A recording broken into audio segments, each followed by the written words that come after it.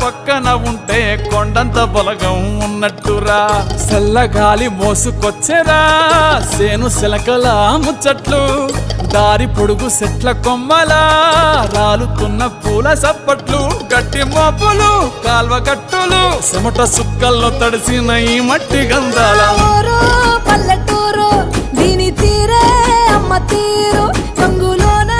దాసి పెట్టి కొడుకుకిచ్చే